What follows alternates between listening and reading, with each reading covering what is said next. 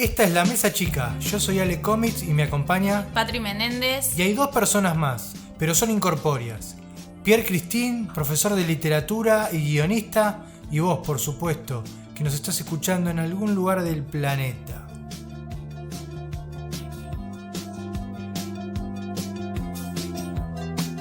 Bueno, invitamos a Pierre Christine a nuestra mesa porque este 2 de octubre falleció. El 3, sí. El 3 de octubre. 3 de octubre. Y bueno, era un guionista del que vamos a hablar más adelante. Y bueno, este es el guionista del cómic que vamos a tratar hoy. Sí, el guionista del cómic que vamos a hablar hoy, que se llama Las Falanges del Orden Negro. Lo quería hace unos años ya. La Falange del Orden Negro. Tremenda Sí. tapa, tremenda portada. Editado por el Fondo de Cultura Económica. Así Gran institución editorial del Estado mexicano. Mirá, no sabía ese dato. Sí. Bueno, pero antes que de hablar de esas cosas, vamos a pedirles que califiquen al capítulo en Spotify, que siempre nos olvidamos, al capítulo no, al podcast en sí. Uh-huh. Y ¿Algún que comentario? Dejen sus comentarios, después más adelante vamos a hablar de algunos comentarios que nos dejaron.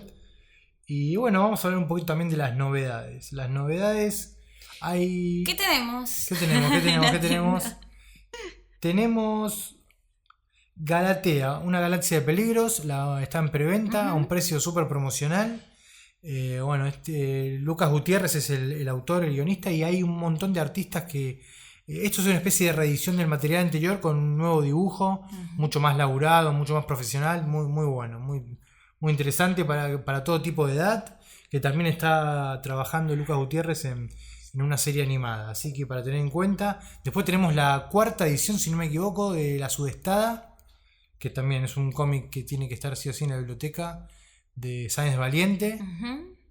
Y bueno, después tenemos el que ya las nombré la semana anterior, Chavo Escrotito y Podetti en la caja 5, que todavía están en preventa y siguen en preventa. Y después hay algunas novedades de cómic nacional muy interesantes. La Pasión de Diego Cortés. Después un cómic que todavía no lo leí, se llama Saboteur, creo que está en francés. El pasajero del 1977 de Rodolfo Santulo. Y Doctor Oscuro de Roberto Barreiro. Bueno, ¿qué más tenemos? Podemos hablar de la película que vimos. Arrancamos con la peli. O las novedades de la actualidad también, ¿no? Podemos. Sí, no, para mí la peli tremenda. Yo creo que podemos hacer un repasito rápido de la actualidad. Bueno, ¿Querés comentar algo vos? ¿Querés arrancar vos, Ale? y Te tiro la posta. Tenemos, bueno, lo que se vetó el veto, ¿no?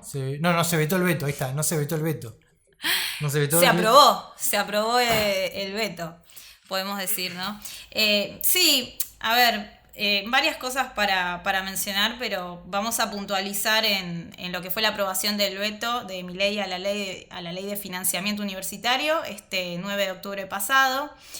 Pero bueno, básicamente el escenario fue el siguiente, ¿no? Así recapitulamos un poco cómo fue dándose en el transcurso de estas semanas.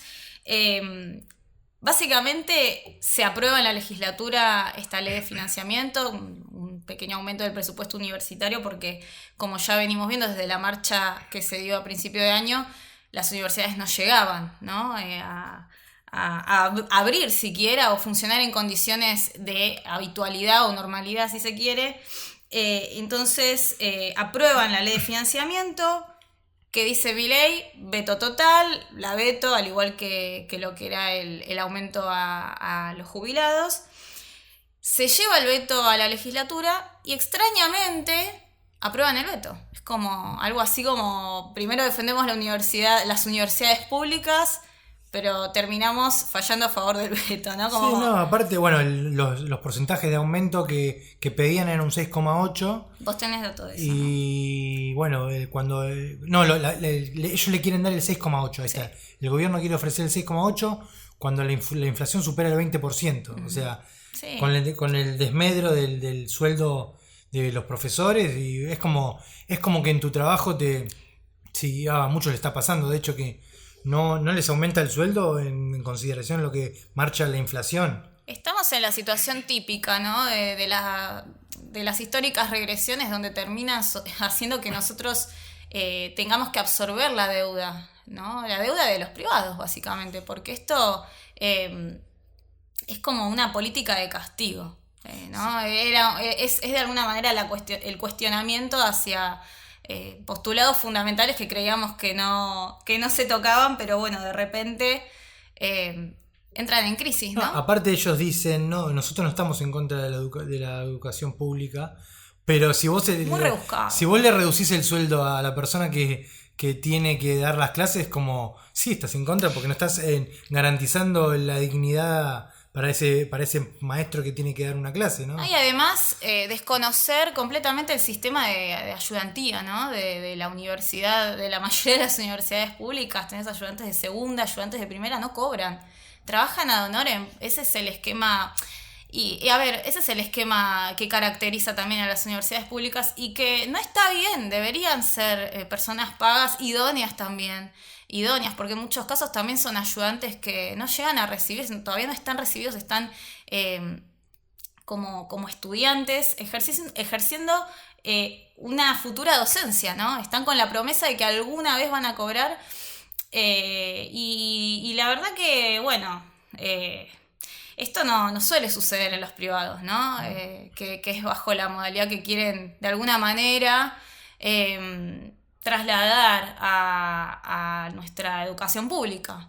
Y el argumento que usan, que de hecho me han puesto a mí en mis redes, porque yo en un video que hablé de los dibujantes más extraños, hablé de Luis Scafati, que resalté que él estudió en la universidad pública y gratuita.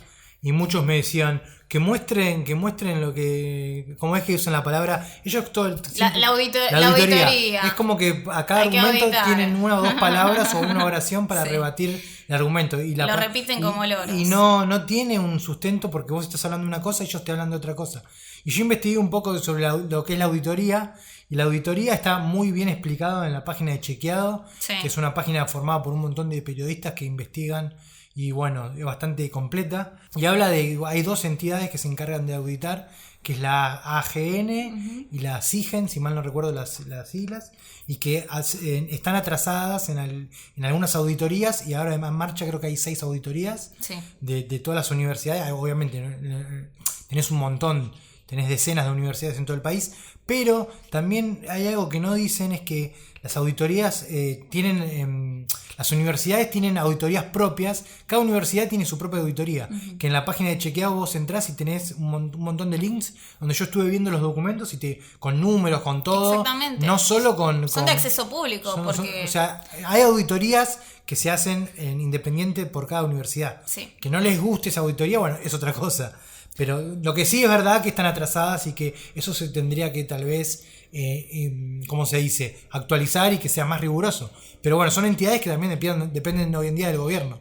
Sí, a ver, son datos transparentes también. Si se piden están, quizás en lo que ni siquiera puedo hablar de fallas, ¿no? Pero quizás lo que se tendría que intentar promover es un sistema de difusión de máxima, digamos, ¿no? De máxima ramificación donde pueda mostrarse en distintas redes o distintos canales para que esa información llegue, porque lamentablemente, digo, siempre llega lo negativo, ¿no? Siempre llega lo que está mal, siempre llega lo que es perfectible, pero siempre cae en el mensaje, en el saco roto de hay que destruirlo porque no funcionó, ¿no? Y ese es el discurso que cae en gente que ni siquiera sabe cómo funciona un Estado, ¿no? Y cómo funcionan estructuras que, de vuelta, son mejorables, pero, digo, la solución final no puede ser siempre destruir o volver 85 pasos para atrás.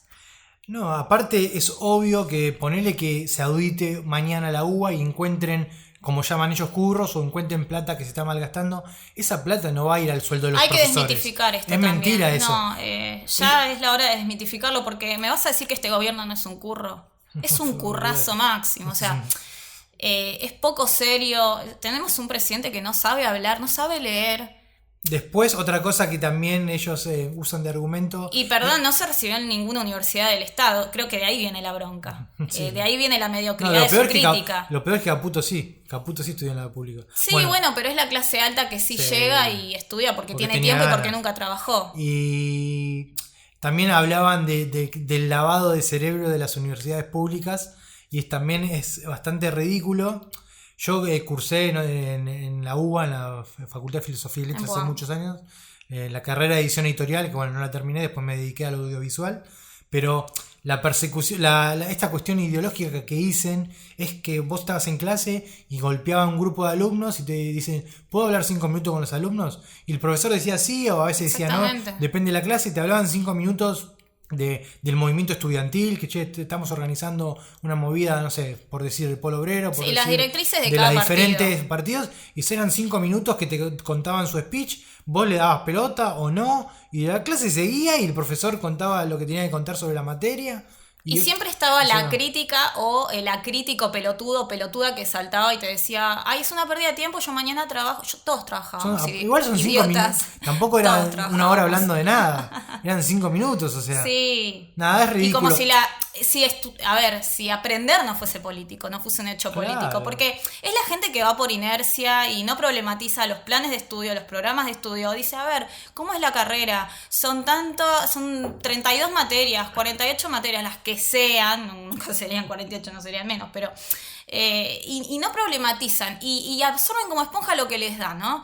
Bueno, hay otras personas que realmente tenemos un espíritu más de problematizar las cosas, de ser más críticos, de tratar de mejorar las cosas, ¿no? No nos da miedo la autoridad, no nos da miedo ver posibilidades de mejora que tiene algo. Bueno, y hay gente que la realidad es esta, ¿no? Como que vos le das algo y por más que sea veneno lo quiere tragar igual y no les importa. Esto que vos mencionabas, los mensajes que son bajadas de línea del gobierno, es veneno. Es veneno puro y la verdad que cuesta mucho. A mí me cuesta mucho rebajar el nivel de la discusión. Yo no creo que haya que, de vuelta, abrir la mesa a gente que realmente no está preparada para discutir. Fórmense, están en el poder, tienen que formarse, porque no están a la altura. No. Pero bueno, vamos a pasar a algo más y después vamos a ir mechando con alguna otra cosa que haya, ¿no? Porque, bueno, este no hay plata va en sintonía con la baja de las alícuotas también a lo que es el impuesto a bienes personales, ¿no? Claro. A los ricos nunca les quitan nada, nunca va a ser una distribución equitativa en gobiernos de este signo político, ¿no? En este signo neoliberal. Vos tenemos la corrida del cagón que se pasaba bardeando en redes sociales y un día la bronca le volvió. Obviamente no estamos a favor de la violencia, ni mucho menos, pero es un caldo de cultivo que se está fogonando de las redes sociales, desde el gobierno, y todo eso va acumulando, y en un momento la gente también va a responder, porque alguien que te está insultando en las redes todo el tiempo. Habla por vos, Ale. Yo creo que la violencia es una respuesta también. Sí, bueno, sí, pero en su medida justa, ¿viste? Cuando te dicen a veces necesitas un sopapo para calmarlo. Pero el tema que no con los chicos, no con los chicos. ¿Cómo se dice esto? Infancia respetuosa con la gente. Sí, a veces, el tema que es una escalada que no sabemos dónde va a terminar. Una buena cachetada para frenarlo. O sea, ya sabemos cómo termina esto, con un muerto en el Plaza de Mayo. Bueno, ya pasó.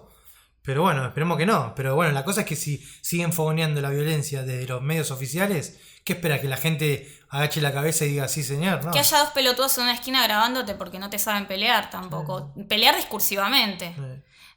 Están dando mensajes físicos ellos también. Están matando gente. Y hay que decir la verdad. Sí, están dejando en la pobreza un montón de... Están gatillando a personas cuando a otros por más que odiemos a gente representativa del gobierno, bueno, no hubiéramos pensado hacer eso. Pero bueno, quizás hay que pensar más algunas cosas. Así que yo estoy muy en una. ¿Cómo seguimos? Bueno, vamos a hablar de... Ya de las novedades no tenemos nada más. Las Después noticias. me echamos alguna cosita más. Bueno, vamos con la película entonces. Vamos con la peli, sí, que está súper interesante. Muy interesante, llamada Asbestas, que sería Las Bestias, de 1900, iba a decir, de 2022. Sí.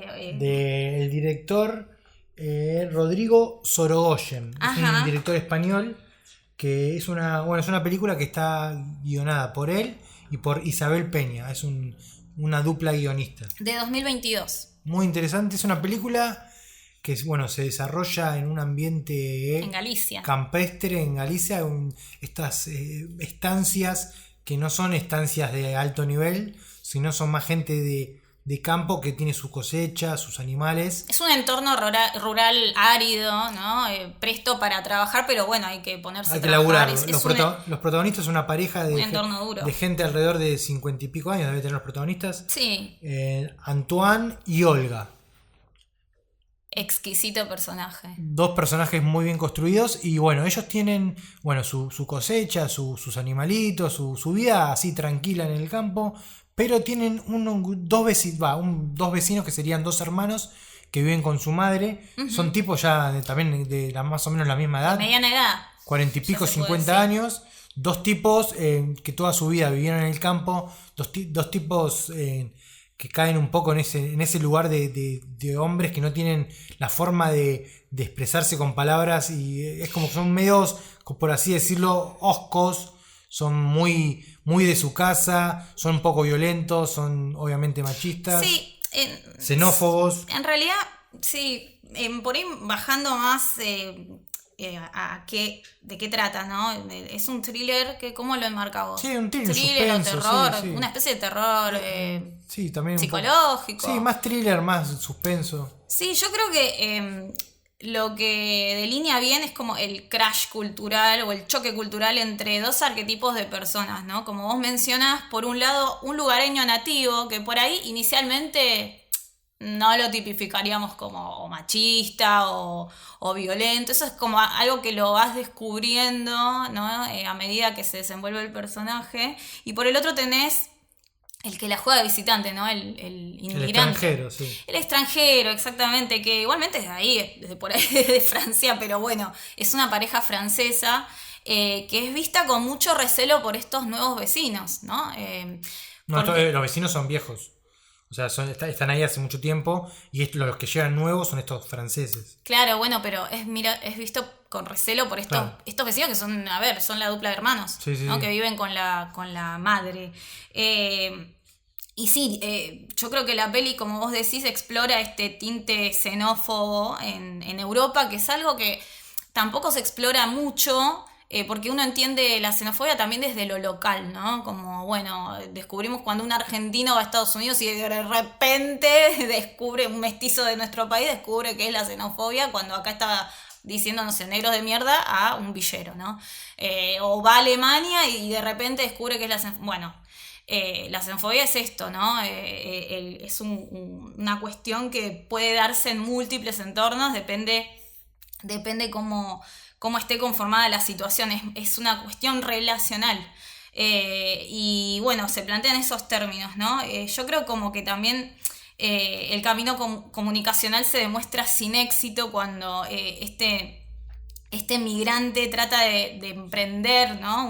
Una vía de diálogo con este otro, el personaje principal del otro bando, de alguna manera, ¿no? El vecino y ellos que lo increpa. Ellos entran en tensión porque una empresa eólica quiere comprar los campos, pero ellos, esta pareja de franceses, se quieren quedar ahí, no se quieren ir. En cambio, estos... Y aceptan un dinero, de alguna manera. O... No, les ofrecen dinero, ellos claro, no quieren, les ofrecen y no lo quieren. No quieren aceptar, y los hermanos, estos que están... Uh-huh. Los vecinos sí quieren irse, pero si no se van los otros, si no se va la pareja de franceses, no pueden irse ellos, básicamente. Y ahí se genera la tensión de toda la película, de tratar de hacerle, estos vecinos le hacen maldades a la pareja para que terminen rindiéndose y que se vayan y que vendan todo y que se puedan ir. Sí, y son maldades que no tienen un tono, pero ni un pelo de inocente. No, van escalando, de hecho. Van escalando y aparte se combinan con dispositivos muy interesantes, ¿no? De cómo van funcionando cuestiones como... El chisme, ¿no? Como la burla. La película obscena. Entra en un tono donde todo el tiempo parece que se va a pudrir mal. O sea, todo el tiempo sentís la tensión en el ambiente. Sí. Cuando el francés Antoine se cruza con uno de estos hermanos, sentí que acá se van a recagar a trompada. Sí. Y bueno, a veces que no pasa, a veces que pasan cosas parecidas, pero toda una tensión muy, muy bien llevada. Y es extrapolable también a experiencias que uno las puede vivir en carne propia en cualquier entorno. Por ejemplo, no sé, en un entorno urbano, viviendo en un consorcio, teniendo vecinos de mierda, ¿no? Con los que una quiere entablar un diálogo o alguien quiere entablar un diálogo y no te responden, no te entienden cuando les hablas, te contestan otra cosa. dialoga mucho en ese sentido, ¿no? Como hay una ruptura del contrato social, ¿no? Como que en realidad, imagínate, un nativo rural que viene de alguna manera, que es gente también. Son comunidades muchas veces, en pueblos muy pequeños, que viven por fuera de las condiciones que brinda un Estado. Viven completamente fuera de ese contrato del que viene por ahí este migrante Antoine con Olga, ¿no? Olga.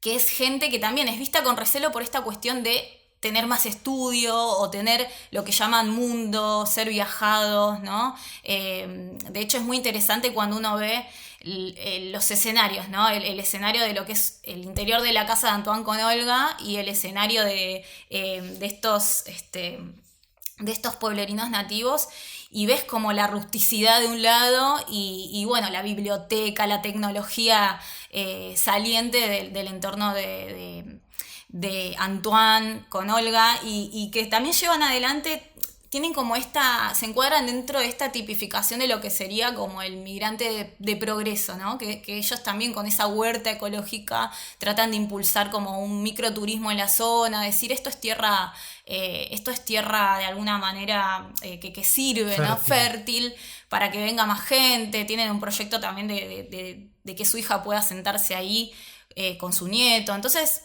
como que hay un montón de cuestiones relacionadas a la idea de progreso que tienen las personas por ahí más que entraron en este circuito de los beneficios que te da un Estado, ¿no? De las condiciones de vida que te puede garantizar si cumplís, digamos, las cosas de buena manera. Y bueno, choca con esta idiosincrasia del nativo que está de alguna manera, esperando la oportunidad para también cagarle la existencia, porque realmente puede ser gente muy copada o te puede tocar gente de mierda, y hay gente que es una mierda. Un dato que no dijimos, que bueno, la película esta ganó el premio del público en el Festival de San Sebastián, en ese año que salió, en 2022, y que está en Movie.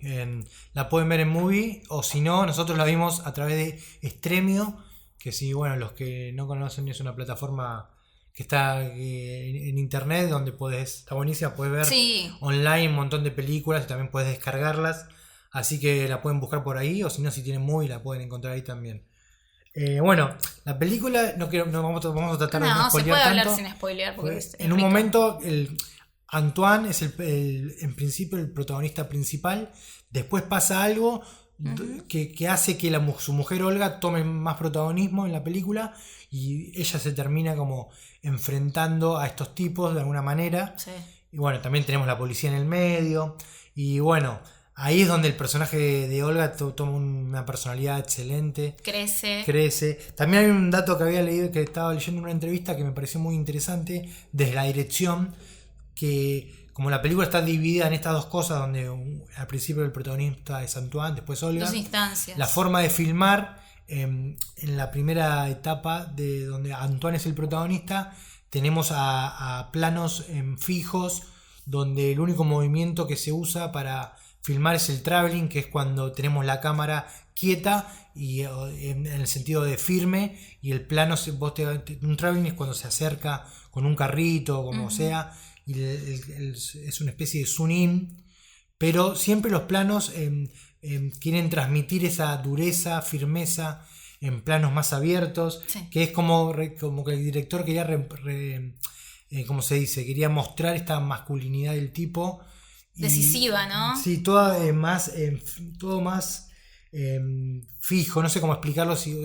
Esto es lo más definida. Más definida lo vas a sentir después, porque la segunda parte lo vas a sentir en el principio, cuando veas la segunda parte de la película, por así decirlo, donde se divide, donde ella empieza a cobrar más protagonismo. Ella empieza a tomar más protagonismo, se usa más una estética. Una estética es un estabilizador de cámara que se usa generalmente en mano, y que obviamente la cámara está en movimiento todo el tiempo, parece que está flotando en el aire, pero con una firmeza también, ¿no? De que no temblorosa, como puede ser una película de terror de estas de cámara en mano, que la cámara tiembla realmente. Acá tenemos esos planos en movimiento constante, que es donde él quiere mostrar más la femineidad, la sutileza, el movimiento. Y nada, me parece interesante esa postura. La cuestión intuitiva o la improvisación. ¿no? También, Me parece sí, que sí. hay un gesto improvisado también en cuando ella, de alguna manera, en ese recorrido toma la posta a raíz de un evento que se desencadena y bueno, y tiene que jugar el Sí, ajedrez. la cámara también acompaña mucho a esta mujer que todo el tiempo la ves como en un sentimiento de activar, de cosas que no queremos Sí, develar, sí, que de agenciamiento. ella busca solucionar algunas cuestiones con estos Ujú. tipos y todo el tiempo va hacia el frente. Y lo que nos gustó, por lo menos que creo que coincidimos, es que en cualquier momento de la película puede caer en el lugar común Ujú. de, no sé, agarrar un chumbo y pegarle un corchazo a alguno. Cosa que es muy de película este cliché del personaje que se Que revela. la violencia sea el factor que desata, pero la Claro, violencia cruda, la ¿no? violencia cruda. Física. Y acá no tenemos eso, tenemos va por otro lado y Muy fina. es Me excelente pareció cómo muy no cae elegante. en el cliché de decir cómo me gustaría que la mina agarre un chumbo y le... No, pero decís no, pero el director igual y la guionista le dan una En la que vueltita. estamos todos, Sí, le dan una todas. vueltita que parece espectacular. Sí, yo también quería hablar de, como marqué 3 ejes temáticos que me interesaba resaltar, muy en línea con lo que vos mencionás y lo que ya veníamos debatiendo acá, que es primero también el sentido de la territorialidad, ¿no? De parte de estos lugareños que están zafados, ¿no? Que no se puede mencionar de otra manera. Y que también es interesante cómo a través de esta territorialidad se desprenden sus comportamientos como dando un claro mensaje, ¿no? Y es interesante este contraste entre la persona que quiere abrir un diálogo porque entiende que la manera de entenderse tiene que ser el habla y los otros quizás ya con los gestos y con los comportamientos, las conductas te están dando el mensaje, ¿no? Entonces ahí me parece que es súper interesante la territorialidad, ¿no? La noción de propiedad como en la forma más elemental, fuera del contrato social, algo así como la frase mi pueblo, mis reglas, ¿no? Después otra cosa que me interesó también fue, no sé si lo mencionamos, pero el rol de la Guardia Civil, que funcionaría algo así como Sí, la policía local, ¿no? Que debería oficiar de alguna manera como un árbitro, ¿no? Un árbitro eficaz, ¿no?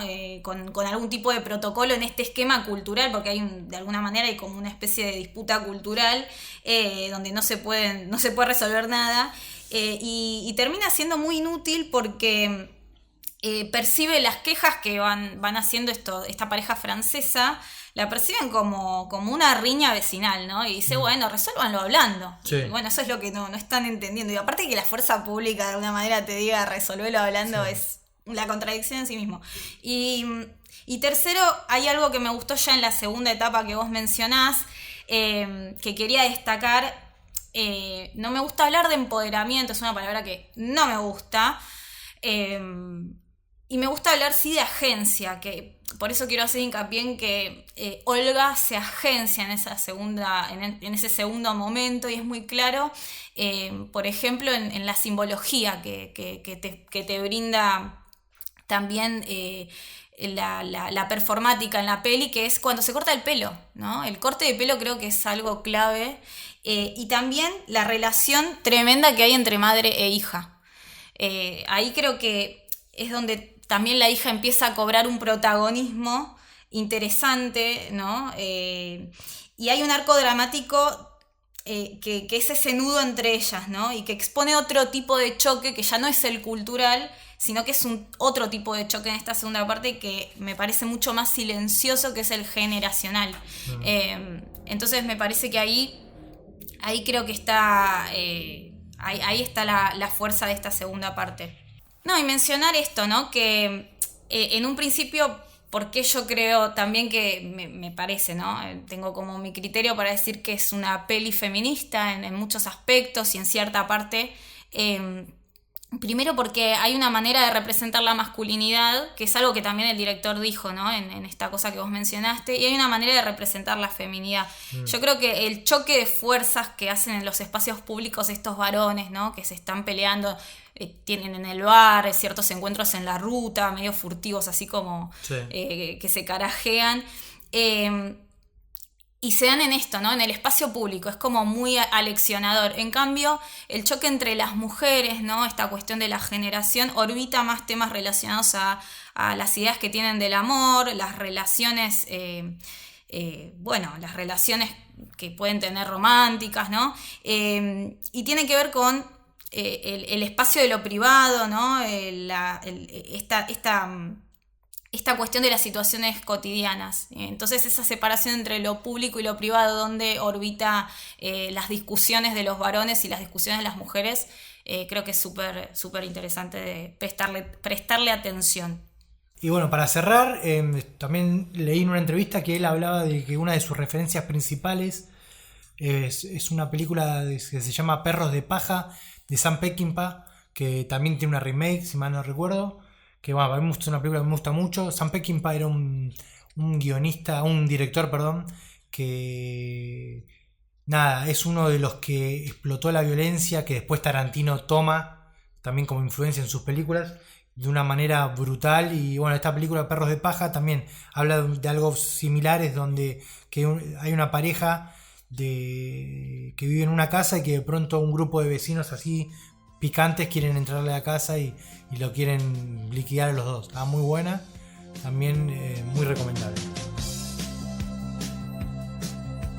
Bueno, hablábamos de Pierre Christine, que se nos fue. Sí. Y también hablamos también dijimos que el libro se llamaba La Falange del Orden Negro, pero no nombramos al gran dibujante que también está ahí, que se llama Enki Bilal. Muchos fans. Que es un genio total, que tiene, bueno, una de sus obras más conocidas es la trilogía Nicopol, que la escribe y la dibuja él. Y bueno, de Pierre Christine tenemos, bueno, una de las más importantes es Valerian, Agente del Espacio Temporal, que es una serie de libros de ciencia ficción que, bueno, sirvió de influencia para Star Wars, para El Quinto Elemento, y bueno, es una gran referencia de la ciencia ficción. También vos habías encontrado otra. Porque la verdad que me encantó, como te dije, es un cómic que hace mucho tiempo lo quería leer. Estoy muy contenta que llegue acá finalmente. Se podía pedir, obviamente, pero bueno. Lo que encontré de Pierre Christine es que tiene una trilogía, ¿no? Que se llama Leyendas de Hoy, donde entra las Falanges del Orden Negro, que es del 79, de 1979. Y en 1981, 2 añitos después, sale lo que se conoció como Partida de Caza, que en realidad la traducción sería el grupo o partido de caza, que bueno, forma parte de esta serie que te comento, Leyendas de Hoy, que constituye una denuncia a las purgas estalinistas. Y una particularidad que tiene es que junto con las falanges tienen esta narrativa donde se impregna el diferencial de la vejez activista, ¿no? Que ya lo vamos a ver. Bueno, la historia empieza con un ataque de un grupo paramilitar, se podría decir, a un pueblo de España llamado de Aragón. Sí. Donde hay un ataque brutal de esta falange del Orden Negro, un grupo que estaba en actividad en la época del franquismo y que vuelve a ese pueblo para liquidar a toda la gente, básicamente porque son comunistas. Claro, arranca el cómic interesantísimo, ¿no? Tiene una frase de Goya, Goya, bueno, pintor romántico, ¿no? El sueño de la razón produce monstruos, me parece una frase clave como para también empezar haciendo una crítica del impacto social que tuvo toda esta filosofía del iluminismo, ¿no? Y las experiencias que derivaron en este proyecto moderno del siglo XX con todas las violencias y estos proyectos de fascismo, ¿no? Que bueno, tuvieron consecuencias gravísimas para el bocho de la humanidad, que es donde derivaron las teorías racionalistas, ¿no? Decantan en este modelo de biopolíticas donde encontramos esto, ¿no? Brigadas antifascistas, pero también brigadas terroristas que de alguna manera van y hacen, como vos mencionás, una caza de brujas, ¿no? Vuelven al pueblo donde fueron de alguna manera derrotados, ¿no? Por esta brigada antifascista, pero hoy vuelven bajo el nombre, estos veteranos... de alguna manera estos veteranos exfranquistas vuelven bajo el nombre de las Falanges del Orden Negro. Y bueno, esta noticia llega a un periodista, también un tipo ya entrado en edad, sí, que bueno, reconoce a estos tipos que ya los había enfrentado en aquellas épocas y decide informarle a su grupo de militantes. Los ex-brigadistas. Los ex-brigadistas, todos tipos que ya tienen su vida, ya tienen más de 60 años. Me imagino que cada uno con su jubilación, ¿no? Con su vida, ¿no? Ya, y algunos ya en retirados, actividad, pero sí retirados. Retirados de todo activismo así, de poner el cuerpo, ¿no? Y empieza a decir, bueno, muchachos, tenemos que volver a la acción. Tenemos que acabar con estos tipos. Tenemos que frenarlos, cueste lo que cueste, dice. Bueno, y ahí se reúnen y deciden ir a buscarlos. Y bueno, todas las cosas que van pasando son tremendas. Hay mucha crudeza en el relato. Y ahí es una especie de... Es reflexivo. Para mí es una especie de también, aunque no directamente, es una road movie donde los personajes se van deslizando por diferentes escenarios en busca de estos tipos. Diferentes países, porque hay todo un itinerario, ¿no? Con el que empiezan a perseguir, a buscar dónde, a tratar de anticiparse de dónde va a actuar o dónde va a cometer el siguiente acto terrorista, también, las falanges. Es muy gracioso, bueno, no es gracioso, pero digo, hay algunas escenas medias cómicas, cómo encuentran financiamiento, después se cruzan con un anarquista que les da una mano, y se van cruzando con diferentes personas y que les permiten ir Además está bueno cómo luchan con la propia salud de los personajes. Es muy...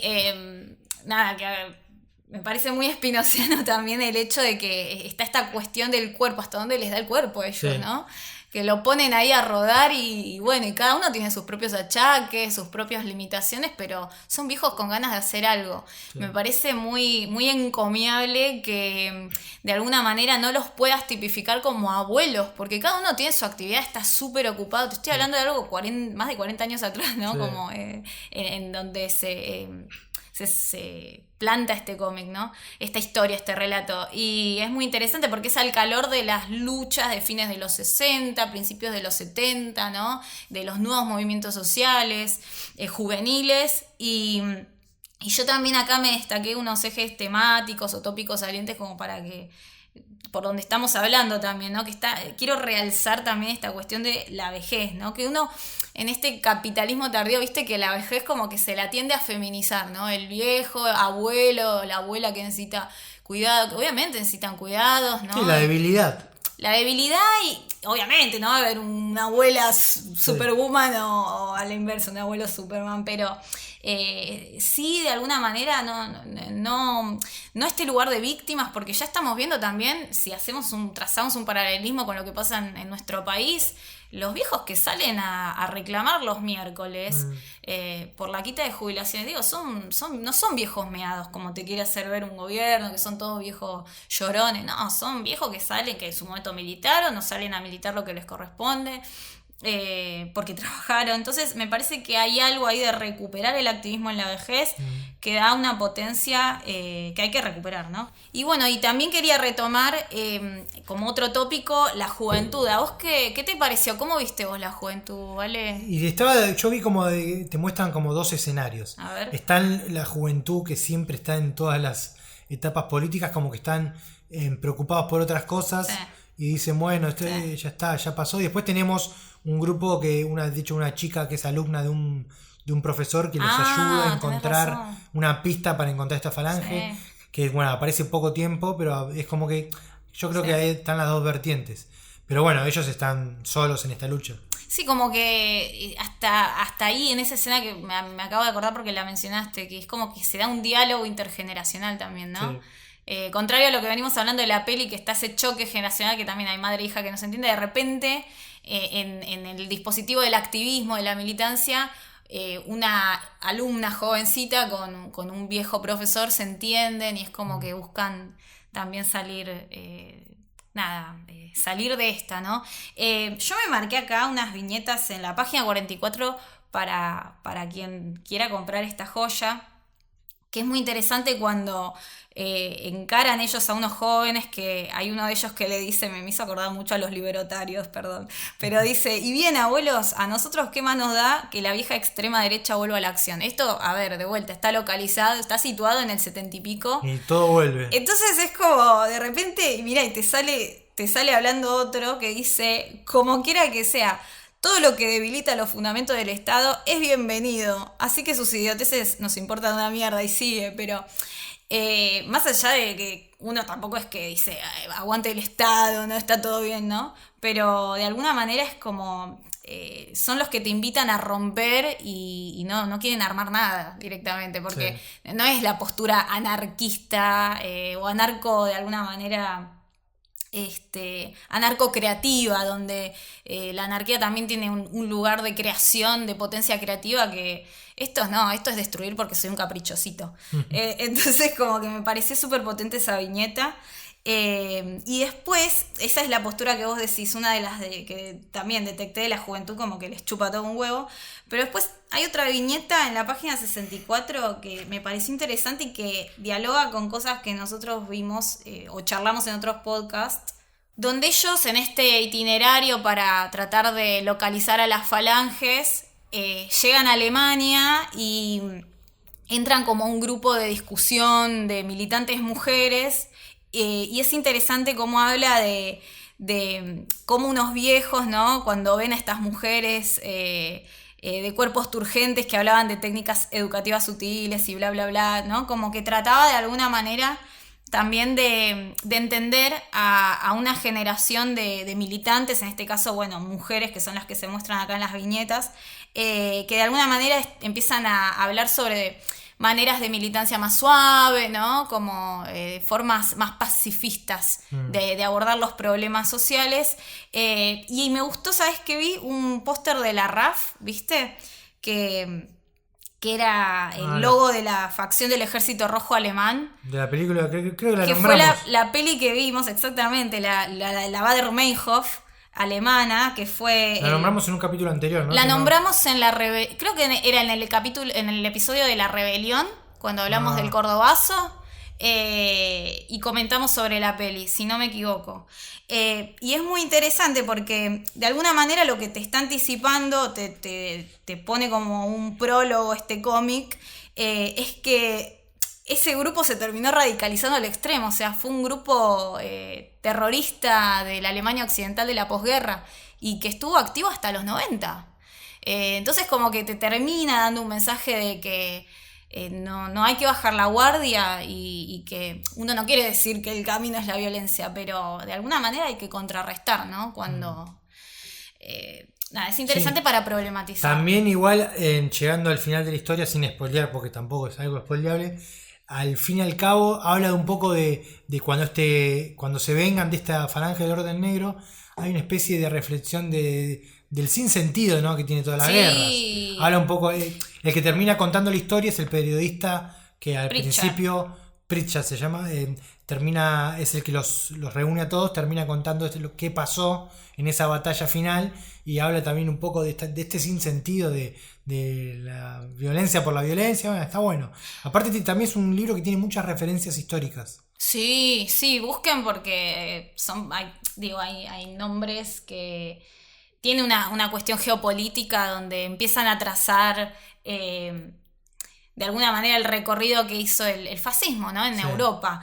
Tanto que hablan del fantasma rojo que recorrió Europa. Bueno, acá está el fantasma del fascismo que vuelve en forma de fichas. Pero lo que vos mencionás tal cual, el tercer eje temático que tocaba la peli, yo lo marqué como la neutralización de los polos opuestos, que es como que los dos están en el mismo punto álgido de revanchismo. Pero lo interesante, entonces se termina como neutralizando de alguna manera. Y no sé si vos lo notaste, pero a nivel dibujo, ¿no te llegó a confundir un poco como que te preguntabas, che, este es parecido al del bando opuesto? Creo que fue a propósito, una decisión copada. También hay que decir que son muchos personajes. Sí, muchos. Y bueno, nada. Sí. Es increíble el arte de Enki Bilal porque tiene mucho detalle también de la arquitectura de los lugares.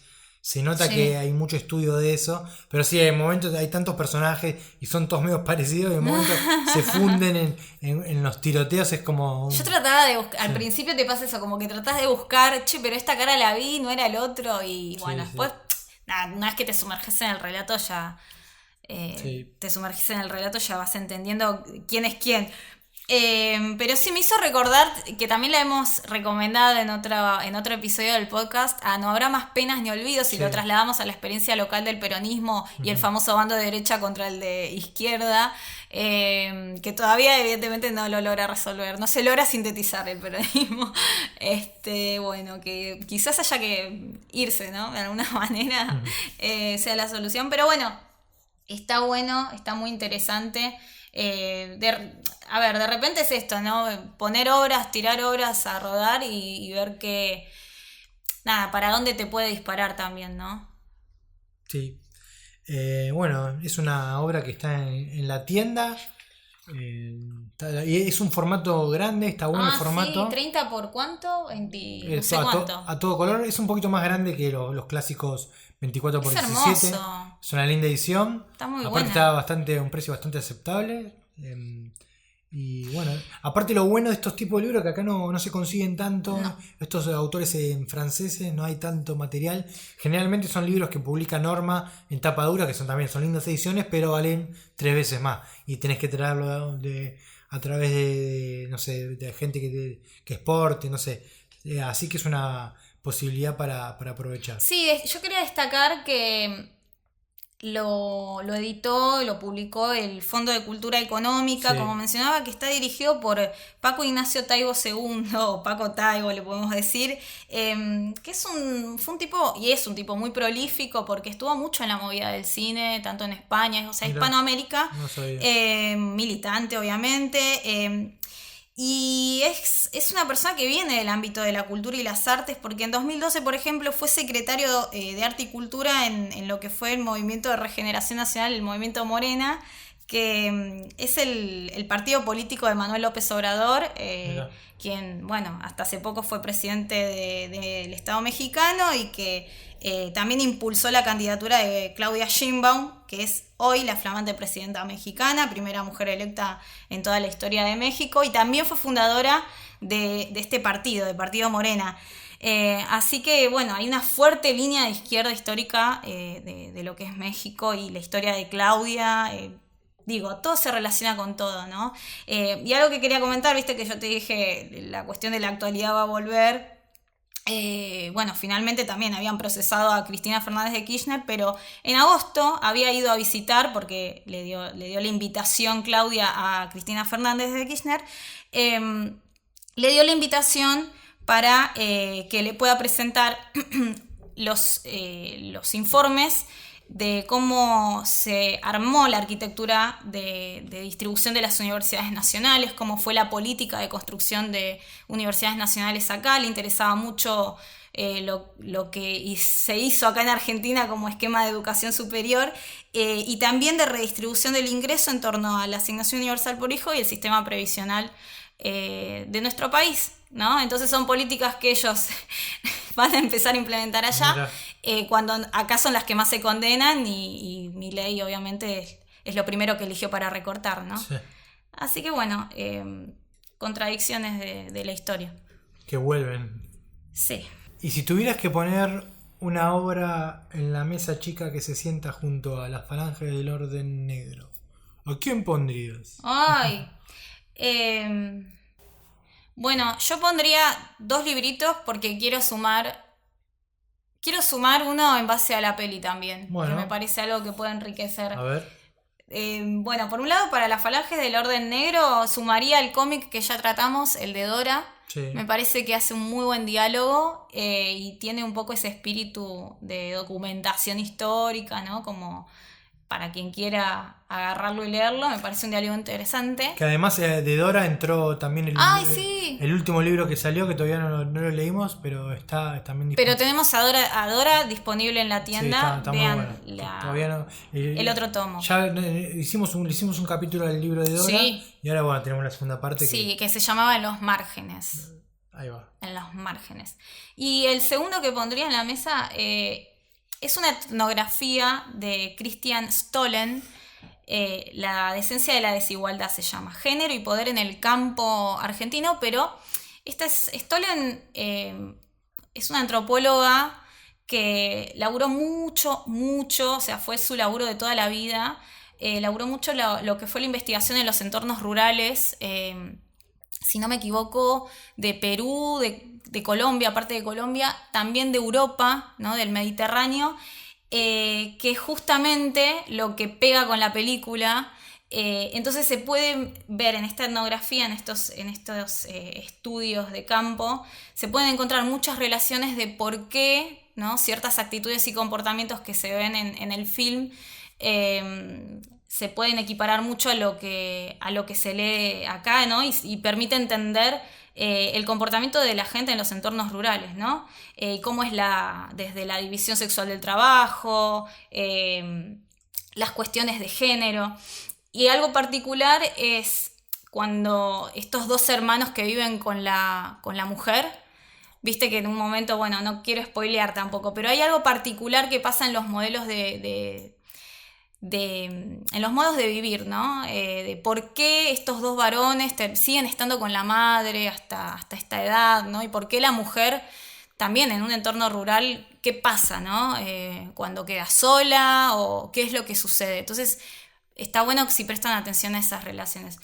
Es una etnografía, dudo que por ahí alguien lo lea con mucho detenimiento, pero bueno, es un material interesante. Pero es muy, muy documental, por lo que me contabas, que tiene mucho testimonio, que eso es re interesante. Y bueno, porque las etnografías son eso, son trabajos de campo, ¿no?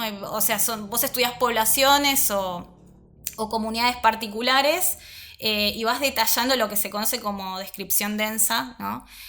Vas detallando actitudes, comportamientos, situaciones y entornos que ves y te permiten tener una comprensión científica del lugar y eso te permite cambiar ciertas situaciones de la realidad cultural. Pero bueno, eso es para otra cosa ya.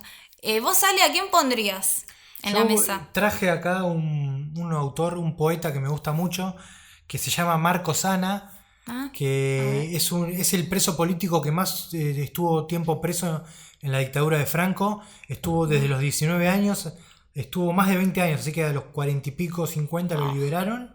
Y él escribió toda su poesía durante su prisión, o sea, donde estuvo preso. Y sus testimonios son tremendos, sus poemas hablan de lo que vivía él, de lo que reflexionaba, los espacios donde se movía. Y bueno, es una vida, la vida del chabón es tremenda. Hay bandas bandas españolas como Extremoduro y Marea que citan sus frases, sus poemas. Y yo acá traje un fragmento de un poema que se llama La Vida, que me parece que está buenísimo, que dice: 22 años, ya olvido la dimensión de las cosas, su color, su aroma. Escribo a tientas, el mar, el campo. Digo bosque y he perdido la geometría de un árbol. Hablo por hablar de asuntos que los años me borraron. No puedo seguir, escucho los pasos del funcionario.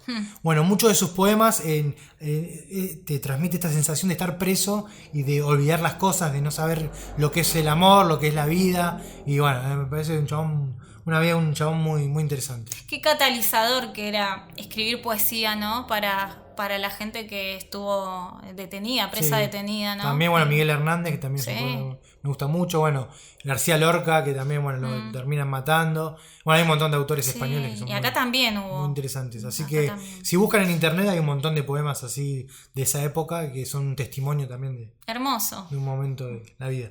Y bueno, ahora sí que para despedirnos dejamos algunos comentarios. Jorge Lucas, genio, que en el episodio anterior habíamos hablado de Cazador, que todavía está en la tienda, y que bueno, se ve que de casualidad no estuvo armado, escuchó el episodio y bueno, dejó un montón de comentarios, un genio total. Después en Darío Comic, que siempre nos reseña en Instagram los episodios y encima se da una reseña muy, muy laburada, muy interesante.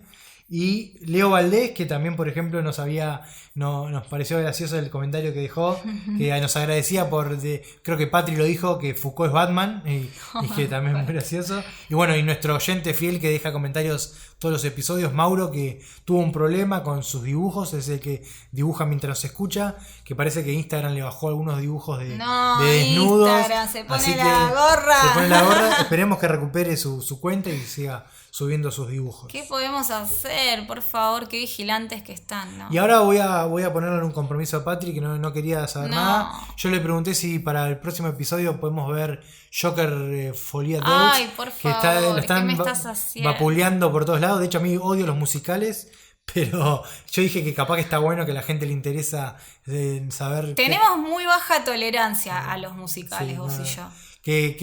A ver si a la gente le interesa que opinemos. Opinen ustedes, a ver si quieren que la si veamos. quieren que veamos esta porquería. Quieren que No eso sé, fuera- dicen que es una porquería. ¿Por qué decís eso? Pará, yo porque la verdad que no quiero que muera ahí, ¿no? Que me gustó Joker 1. la única que tuvo que haber existido. Parece que, bueno, en general las críticas son malas, pero bueno, hay que verla, no sé. Así que si quieren que la veamos, bueno. Bot sí, bot no. claro. Podemos dejar la encuestita, me parece. Sí, podríamos. La Podría verdad, dejarlo. Nunca dejamos encuestas, así que vamos a dejar ahí en Spotify para que voten. a ver. Aceiten los pulgares Sí. y bot. Bueno, entonces A ver si nos hablamos. despedimos. Nos despedimos. Eso es sí. todo. Entren a la tienda, llévense algún cómic, algún manga, que cada compra hace posible que exista Que el exista- contenido de Alecomics y de este exactamente. podcast, por supuesto. Que tiene mucha lectura atrás. Sí, Algo que no mucho no laburo, pasa. mucho laburo. Sí. Acá, mira, el otro día había leído un comentario de alguien que había dicho, bueno, ahora hablen de un buen cómic, de derecha, tiró. Y fue como, De Gaturro. pero no existe, el problema No. es que los comiqueros Y los artistas generalmente tienen denuncias. tienen- Tienen el pecho inflado de denuncias, Sí. ¿no? Es pura crítica, pero hacemos bueno. lo que podemos. Vaya a leer, señor, duerme una siesta. Así que nos despedimos. Bueno, Nos vemos. adiós. Chao. Vamos.